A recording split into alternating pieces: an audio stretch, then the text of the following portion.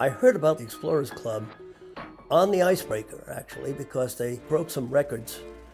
Well, some of the officers mentioned that many of us would qualify as members of the Explorers Club. And I said, what is that? When I joined the Explorers Club, I wasn't sure if I was worthy. These are guys who back in the day when technology was wool and it was Arctic fur, you had to really be tough as nails. The people who built this club, the founders, these are the true heroes of exploration. The club was founded with the purpose of having what they called smoker lectures. It was men only, and they came in to present to themselves and to other people that were interested the results of exploration.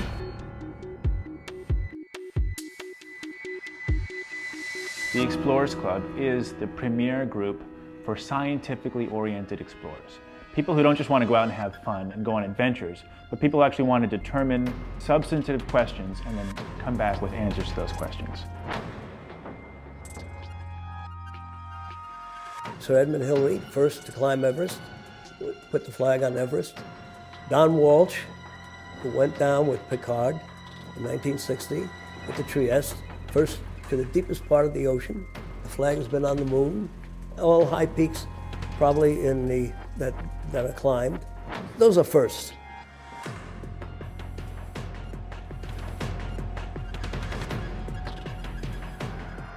It's a pleasure and an honor to apply for a flag.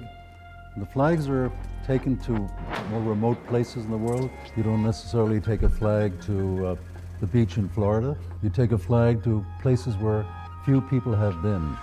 I took an explorer's flag on the dive that I took, setting a solo record for going deep in the sea. It was only 1,000 meters, but I was there solo, and there are just a handful of people who've been able to do this so far. It's fun because, in a way, you're sharing a lineage of touching a tiny piece of cloth that's been touched by your predecessors who've done extraordinary things in extraordinary places. To have a scientific expedition is one thing. To have an Explorer Club flag on that expedition is, again, another step up.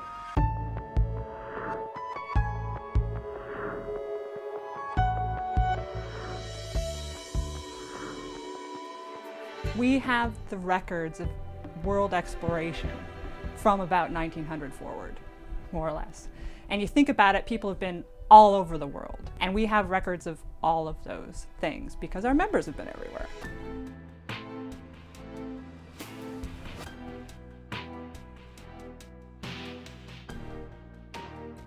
The Explorers Club is like a draw.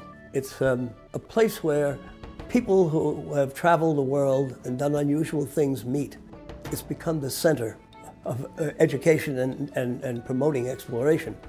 No matter how far you've gone, no matter how many peaks you've climbed or how many oceans you've dived, guarantee there will always be someone in the room who's gone farther, who's gone deeper, who's been there before and can probably tell you a few things that you didn't know. It's the kind of place where you come, and whereas everywhere you go, people are like, well, how are you going to get to the far reaches of the North Pole, or how are you going to get to Antarctica? But instead, somebody here has been there. And instead of saying something's impossible, everything is a possibility. When you open a door through exploration, what you find is that there are 100 more doors out there. And then you open them and you find there are 100 more beyond that, or 1,000. This is a club for people of passion. Whether you're an oceanographer, or a mountaineer, or just a scientist who's working in a lab, people bring purpose to their passions to learn new information, new areas of scientific inquiry, and then as a result, the club benefits, and ultimately, the world benefits.